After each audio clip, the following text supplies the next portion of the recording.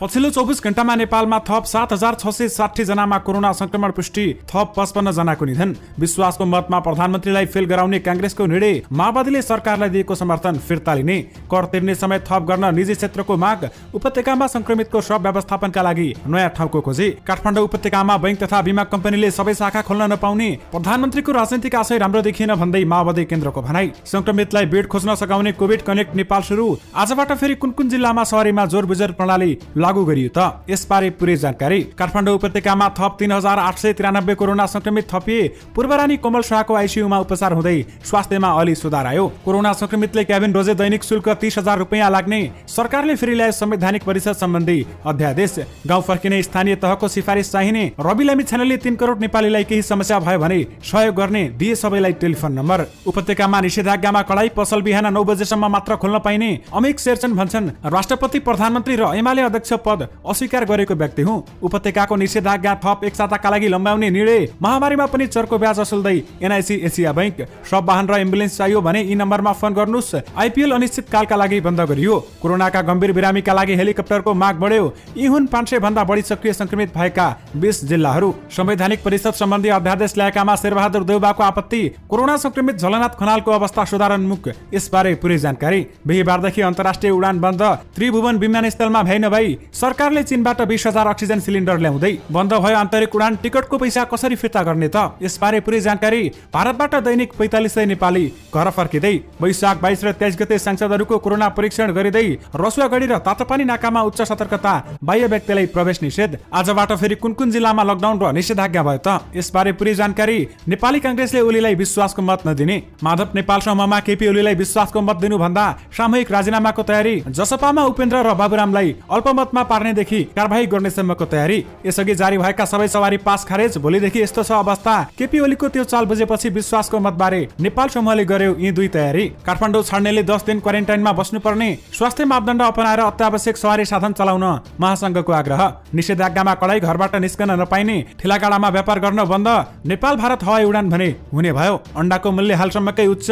भारतबाट फर्केकाहरू परीक्षण बिनै गाउँ गाउँमा। यसबारे सम्पूर्ण जानकारी पनि आजकै भिडियोमा। दर्शकवृन्द नमस्कार, तपाईहरुलाई फेरि पनि स्वागत छ हाम्रो च्यानल स्मार्ट खबरमा। दैनिकी जस्तै तपाईहरुमा आजका पनि मुख्य समाचारहरू लिएर उपस्थित भइसकेका छौं। हाम्रो मेहनतको लागि तपाईहरुले यो भिडियोलाई एउटा सानो लाइक गरी सक्दो शेयर गर्न भने नबिर्सिनु होला। त्यसैगरी यदि तपाईहरुले अहिलेसम्म हाम्रो च्यानल स्मार्ट खबरलाई सब्स्क्राइब गर्नु भएको छैन भने सब्स्क्राइब गर्नु होला। साथै छेउमा रहेको बेल घण्टीमा क्लिक गरी अलमा क्लिक गर्न पनि नबिर्सिनु होला। आउनुस् आजका मुख्य समाचारतर्फ लागौं। दर्शकवृन्द, पहिलो खबर कोरोना भाइरसका संक्रमितहरूको संख्याबाट सुरु गर्न चाहे। पछिल्लो 24 घण्टामा नेपालमा थप कोरोना संक्रमणबाट एकै दिन 55 जनाको मृत्यु भएको छ। स्वास्थ्य जनसंख्या मन्त्रालयले सार्वजनिक गरेको पछिल्लो 24 घण्टाको विवरणमा मृत्यु हुनेको संख्या 55 उल्लेख गरिएको छ। यो अघिल्लो दिनको मृत्यु हुनेको संख्या भन्दा 18 जना बढी रहेको छ। यसअघि अघिल्लो दिन 37 जना र त्यो भन्दा अघिल्लो दिन 27 जनाको मृत्यु भएको विवरण स्वास्थ्य मन्त्रालयले सार्वजनिक गरेको थियो। नेपालमा कोरोना भाइरस संक्रमणबाट आजसम्म 3417 जनाको मृत्यु भएको छ। पछिल्लो 24 घण्टामा थप 7660 जनामा कोरोना भाइरस कोभिड-19 को संक्रमण पनि पुष्टि भएको छ।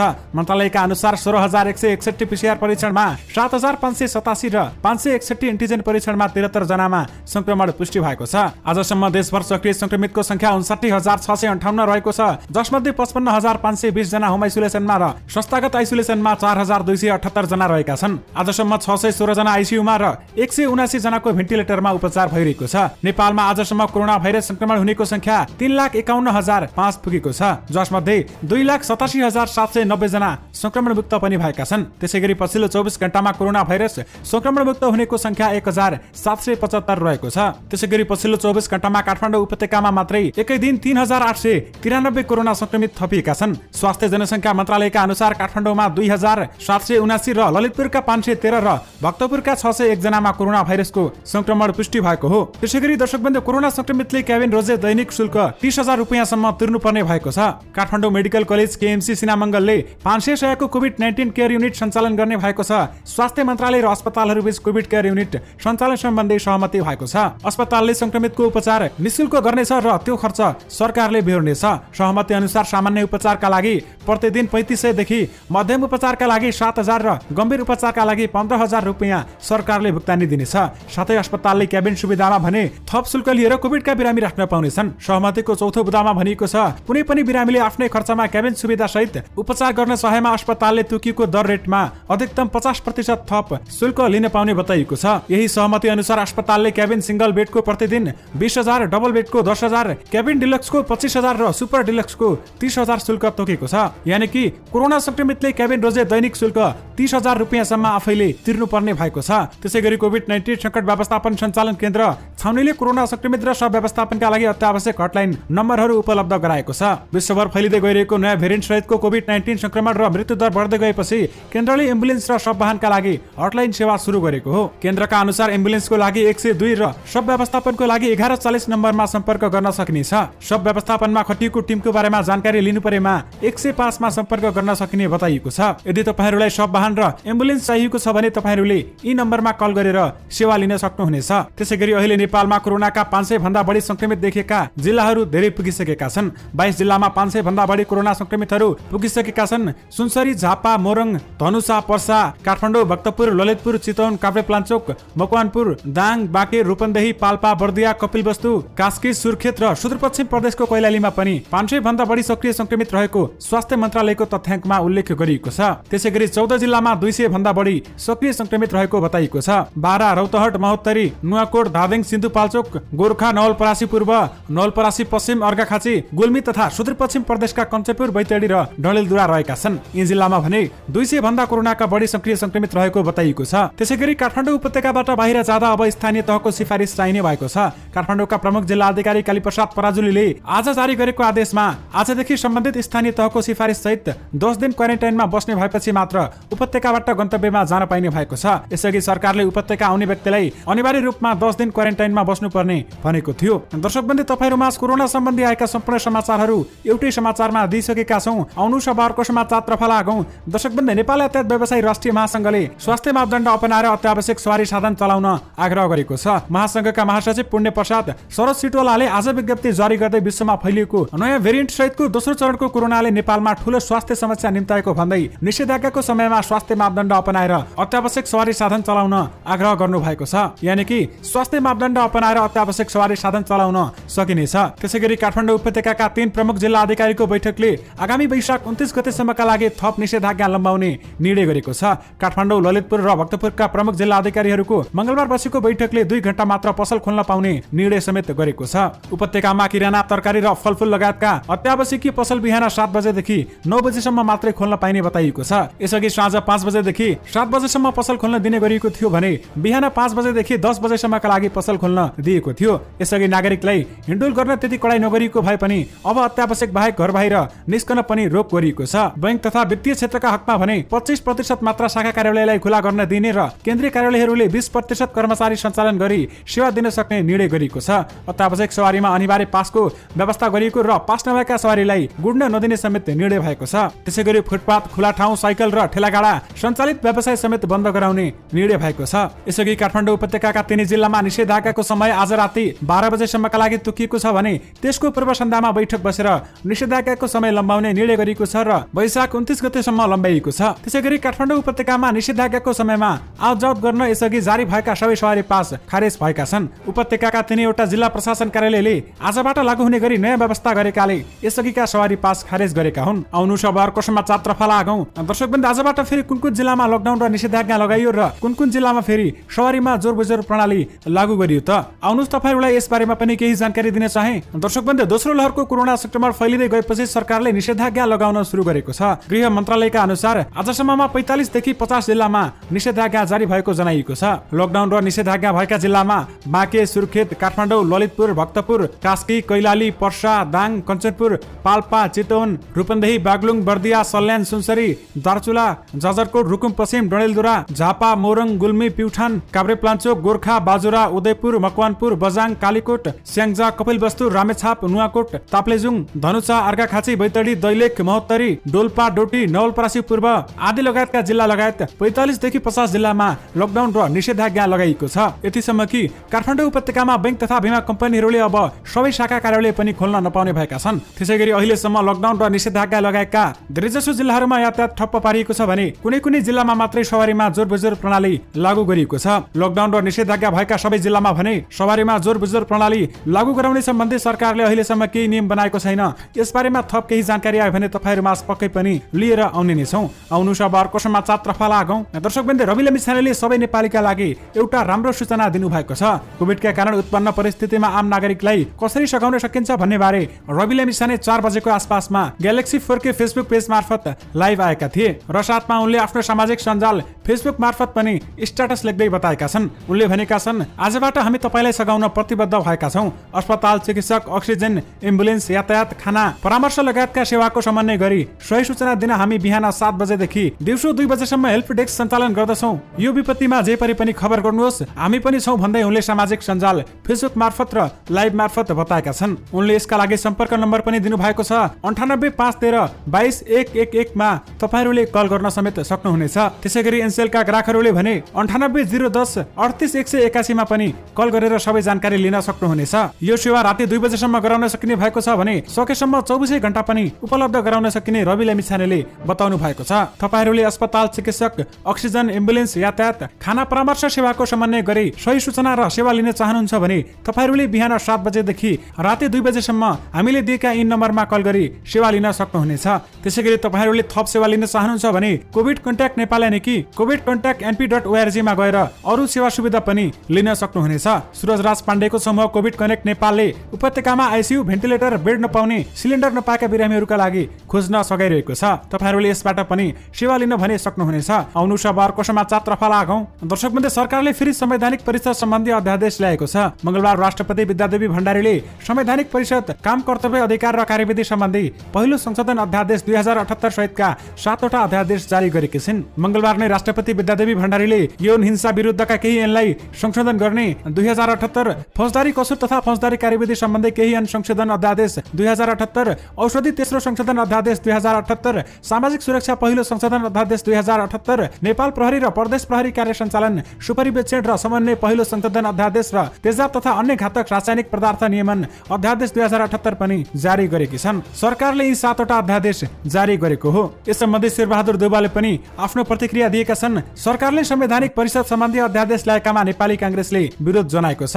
मंगलबार राष्ट्रपति विद्यादेवी भण्डारीले संवैधानिक परिषद, काम, कर्तव्य, अधिकार र कार्यविधि सम्बन्धी पहिलो संशोधन अध्यादेश 2078 सहितका 7 वटा अध्यादेश जारी गरेकी छिन्। यस सम्बन्धी कांग्रेसका सभापति शेरबहादुर देउवाले विज्ञप्ति निकालेर संसदको बजेट अधिवेशन बोलाउन ढिला भइरहेको अवस्थामा संसदलाई छलेर अध्यादेश मार्फत शासन चलाउन सरकारको कार्यशैली घोर आपत्तिजनक भएको समेत उनले बताएका हुन्। त्यसैगरी प्रमुख विपक्षी नेपाली कांग्रेसले प्रधानमन्त्री केपी शर्मा ओली विश्वासको मत लिन संसदमा आउँदा फेल गराउने पहल गर्ने निर्णय समेत गरेको छ।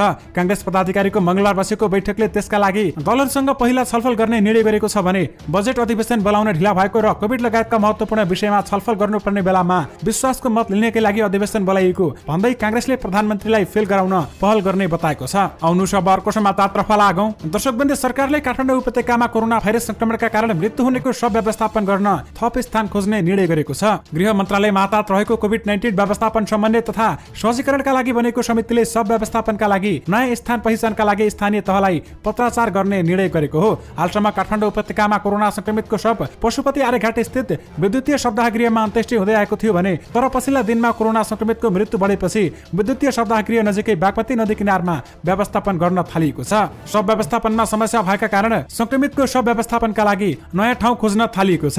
आउनु अब अर्को समाचार तर्फ लागौं। दर्शकवृन्द, भारतमा भइरहेको इन्डियन प्रिमियर लिग आइपिएल को 14औं संस्करण अनिश्चित कालका लागि स्थगित भएको छ। कोरोना भाइरसको संक्रमण दर बढ्दै गएपछि भारतीय क्रिकेट कन्ट्रोल बोर्ड बीसीसीआईले आइपिएल स्थगित गरेको हो। बीसीसीआई र आइपिएल को गभर्निङ काउन्सिलको आपतकालीन बैठकले तत्कालै लागू हुने गरी आइपिएल को यस सिजन स्थगित गर्ने निर्णय गरेको एक प्रेस विज्ञप्ति मार्फत जानकारी दिएको छ। विशेष गरी आइपिएल अनिश्चित कालका लागि स्थगित गरिएको छ। आउनु अब अर्को समाचार तर्फ लागौं। दर्शकवृन्द, सरकारले निषेधाज्ञालाई कडा बनाउँदै अन्तर्राष्ट्रिय उडान रोक्ने भएपछि त्रिभुवन अन्तर्राष्ट्रिय विमानस्थलहरूमा बाहिर जानेहरूको भिड बढेको छ।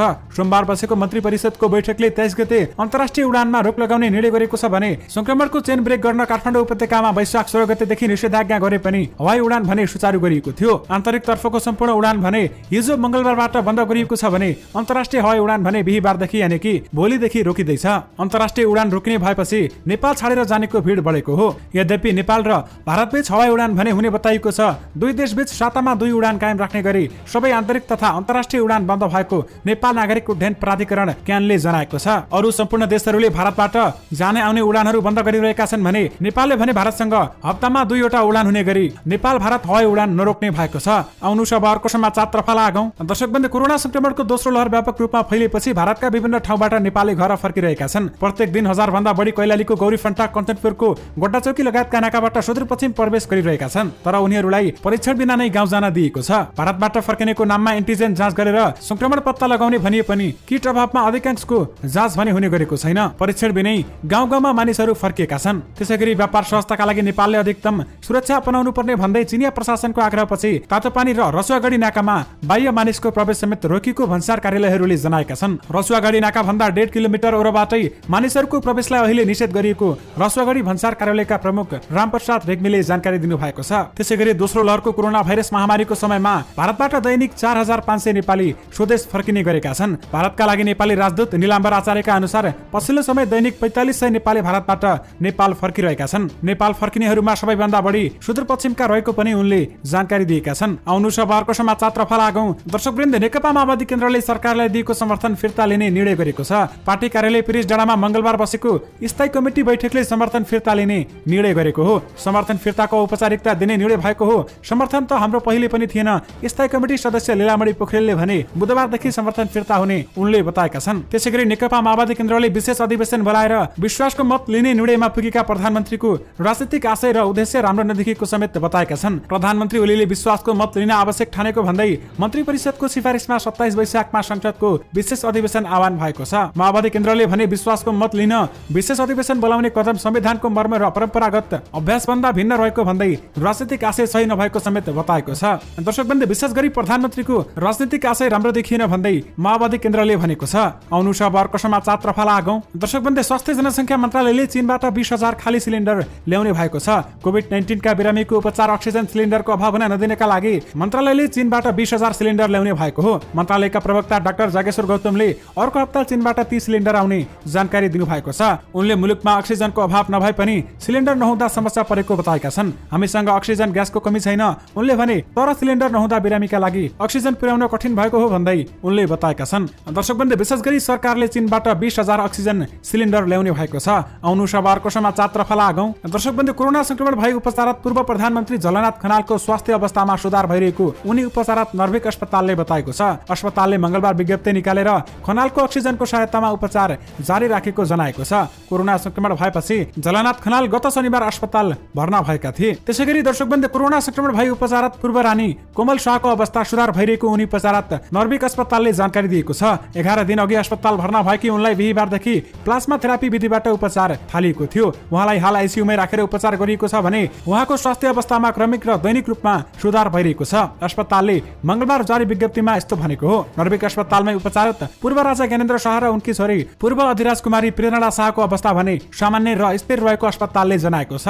आउनु सबहरुको समाचारतर्फ लागौं। दर्शकवृन्द, सरकारले कोरोना महामारीको रोकथाम र नियन्त्रण गर्न निषेधाज्ञा घोषणा गरेसँगै कर तिर्ने समय बढाउन निजी क्षेत्रको उद्योगी व्यवसायीहरूले सरकारसँग माग गरेका छन्। नेपाल उद्योग वाणिज्य महासंघले मुलुकको झण्डै 2/3 भूभागमा निषेधाज्ञा जारी रहेका कारण सरकारलाई बुझाउनु पर्ने कर राजस्वको विवरण बुझाउनु पर्ने म्याद र कर रकम भुक्तानीको समय थप गर्न सरकारसँग माग गरेको हो। महासंघले मूल्य अभिवृद्धि कर तथा अन्तःशुल्क, आयकरको अग्रिम करकट्टी लगायत करको विवरण बुझाउनु पर्ने म्याद र कर रकम भुक्तानीको समय थप माग गरेको हो। दर्शकवृन्द, विशेष गरी कर तिर्ने समय थप गर्न निजी क्षेत्रले माग गरेको छ।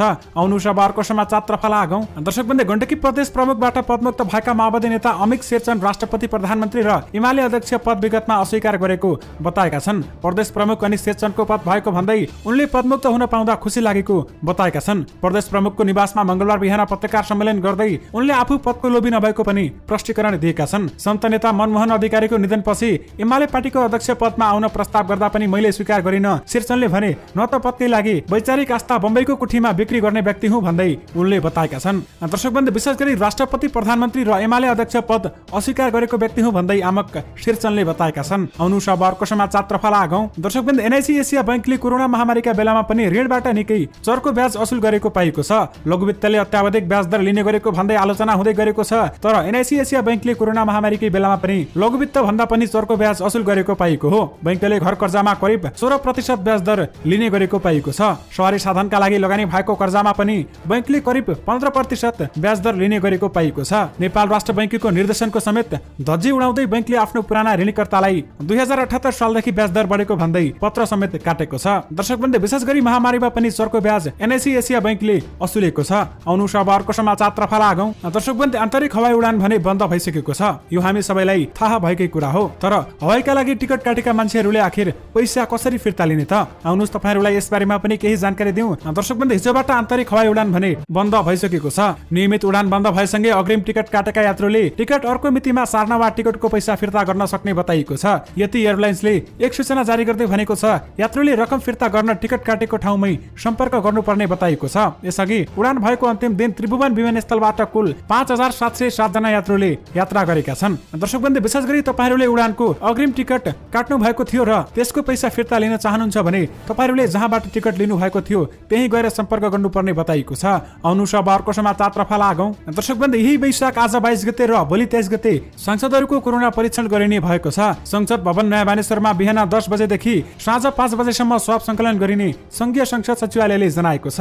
प्रतिनिधि सभाको विशेष अधिवेशन वैशाख 27 गतेलाई बोलाइएको छ भने बैठक अघि सांसद सचिवालयका कर्मचारी र मर्यादा पालक लगायतको स्वाब संकलन गरी कोरोना परीक्षण गर्न लागेको हो। सोमबार सभामुख अग्निप्रसाद सापकोटाले कोरोना महामारीबाट बस्ने उपायका विषयमा चिकित्सकहरूसँग छलफल गरेका थिए। छलफलमा सहभागी चिकित्सकहरूले संसदमा प्रवेश गर्ने सबैको अनिवार्य कोरोना परीक्षण गर्न सुझाव दिएका थिए। वैशाख 27 गते प्रधानमन्त्री केपी शर्मा ओलीले विश्वासको मत लिन विशेष अधिवेशन बोलाइएको हो। दर्शकवृन्द, विशेष गरी वैशाख 22 गते यानि कि आज र वैशाख 23 गते यानि कि भोलि सांसदहरूको कोरोना परीक्षण गरिने भएको छ।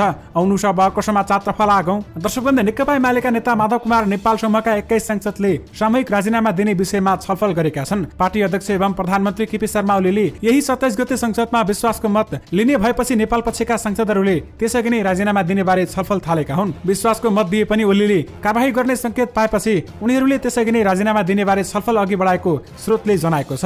उनीहरूलाई पार्टी विधान विपरीत गतिविधिमा लागेको भन्दै ओलीले स्पष्टीकरण सोधिसकेका छन्। नेपाल निकट एक सांसदले अहिले विभिन्न विषयमा छलफल भइरहेको र एउटा बुदा सामूहिक राजीनामा पनि भएको उनले बताएका छन्। उनले भनेका छन्, विभिन्न कोणबाट छलफल भइरहेको छ, एउटा बुदा त्यो पनि हो, अहिले औपचारिक निर्णय भने भइसकेको छैन भन्दै उनले बताएका छन्। फ्लोर क्रस गरेर कारबाही हुने, ओलीलाई विश्वासको मत दिए पनि कारबाही हुने भएपछि त्यो भन्दा उत्तम विकल्प राजीनामा नै हुने देखिएको ती सांसदको भनाइरहेको छ। आउनुहोस् अब अर्को समाचारतर्फ लागौं। दर्शकवृन्द, अन्डाको मूल्य हालसम्मकै उच्च भएको छ। रोगका कारण कुखुरा मरेर उत्पादन घटेपछि मूल्य बढेको हो। लागत मूल्य अत्याधिक बढेका कारण मूल्य बढे पनि उल्लेख्य मुनाफा नहुने कृषकको भनाइरहेको छ। नेपाल अन्डा उत्पादक संघका केन्द्रीय उपाध्यक्ष किरण ओलीका अनुसार आजदेखि फार्ममा ठूलो अन्डा प्रति क्रेट 30 वटाको रु 370 र मिडियमको रु 340 पुगेको बताइएको छ। यसअघिको मूल्यमा प्रति क्रेट रु 30 वृद्धि गरिएको हो। ओलीको भनाइमा 4 वर्ष अघि अन्डाको मूल्य बढेर प्रति क्रेट रु 365 पुगेको थियो। यसै वर्ष 2 महिना अघि पनि प्रति क्रेट अन्डाको मूल्य रु 360 पुगेकामा केही दिनपछि घटेको थियो। दर्शकवृन्द, विशेष गरी अन्डाको मूल्य हालसम्मकै उच्च भएको छ। आउनुहोस् अब अर्को समाचारतर्फ लागौं। दर्शकवृन्द, आखिर विद्यार्थीको परीक्षा कहिले हुन्छ भन्दै हाम्रो भिडियोको कमेन्ट बक्समा धेरै आउने गरेको छ।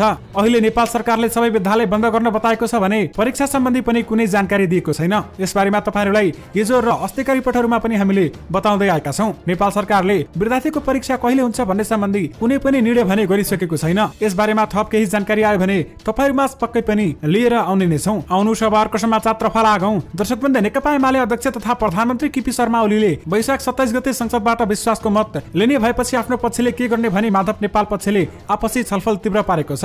छलफलका क्रममा सोसम्मका नेताहरूले फरक मत राखेका छन्। केही नेताहरूले ओलीलाई विश्वासको मतमा समर्थन गरेर अघि बढाउनु पर्ने बताएका छन् भने केही नेताहरूले भने संसद पदबाट समेत राजीनामा दिनुपर्ने सम्मको मत राखेका छन्। समर्थन गर्नुपर्ने भन्ने नेताहरूको आफ्नै तर्क रहेको छ। हामी त नवौं महाधिवेशनबाट पारित विधान अनुसार पार्टी चलोस् र पार्टी एकता कायम रहोस् भन्ने पक्षका भएका कारण प्रधानमन्त्रीलाई समर्थन गरेर अघि बढौं भन्ने केही साथीहरूको मत छ भन्दै नेपाल पक्षका एक नेताले समेत जानकारी दिनु भएको छ।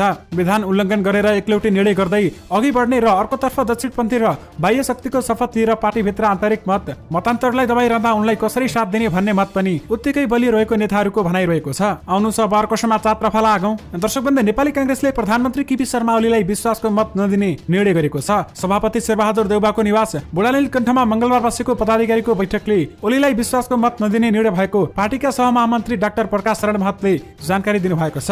ओलीले लिने विश्वासको मतलाई विफल बनाउन अरू दलसँग पनि छलफल गर्ने बैठकले निर्णय गरेको छ। डाक्टर महतले भने महतले संवैधानिक परिषद लगायतका 7 वटा अध्यादेश ल्याउने सरकारको कामको समेत भर्त्सना गरेको जानकारी दिनुभएको छ। दर्शकवृन्द, विशेष गरी नेपाली कांग्रेसले केपी ओलीलाई विश्वासको मत नदिने भएको छ। आउनुहोस् अब अर्को समाचारतर्फ लागौं। दर्शकवृन्द, देशभर कोरोना भाइरसको बढ्दो संक्रमणसँगै गम्भीर बिरामीका लागि हेलिकप्टरको माग बढेको छ। तर अस्पतालहरूमा बेड नहुँदा माग अनुसार उडान समेत गर्न नसकिने वायुसेवा कम्पनीहरूले जनाएका छन्। मनाङ एयरका प्रबन्धक तथा वायुसेना सञ्चालक संघका सचिव राजु न्युपानेका अनुसार तराईमा ठूला अस्पताल भएका शहरहरूमा बढी हेलिकप्टर उद्धारको माग आइरहेको छ। तर काठमाडौँमा आवश्यकता अनुसार बेड नहुँदा माग अनुसार उडान हुने भने नसकेको उनी बताउँछिन्। दर्शकबन्धु, विशेष गरी कोरोनाका गम्भीर बिरामीका लागि हेलिकप्टरको माग बढेको छ। आउनुहोस् आजको अन्तिम समाचारतर्फ लागौं। दर्शकबन्धु, जनता समाजवादी पार्टी जसपाको महन्त ठाकुर पक्षले प्रधानमन्त्रीले विश्वासको मत लिने दिन नजिकै गर्दा सांसद र पार्टीका कार्यकारिणी सदस्यहरूको हस्ताक्षर संकलनलाई तीव्रता दिएको छ। संसदीय दल र पार्टीमा बहुमत पुर्याउन ठाकुर पक्षले अन्तिम प्रयास थालेको हो। केही सांसद र केन्द्रीय सदस्यलाई सहमत गराउन सकेमा अध्यक्ष उपेन्द्र यादव र डाक्टर बाबुराम भट्टराई अनुशासनको कारबाही गरेर अघि बढ्ने तयारी समात थालेको ठाकुर निकट एक नेताले बताएका छन्। वरिष्ठ नेता राजेन्द्र महतोले पार्टीभित्र बहुमतको खेल सुरु भएका कारण गम्भीर स्थिति आएको समेत बताएका हुन्। दर्शकबन्धु, विशेष गरी जसपामा उपेन्द्र यादव र बाबुरामलाई अल्पमतमा पार्नेदेखि कारबाही गर्ने सम्मको तयारी गरिएको छ। दर्शकबन्धु, यो सँगै तपाईहरुमाझ आजका सबै मुख्य समाचारहरू राखिसकेका छौं। फेरि पनि तपाईहरुमाझ नयाँ रिपोर्टहरूको साथमा उपस्थित हुने नै छौं। अहिलेलाई भने मलाई बिदा दिनु।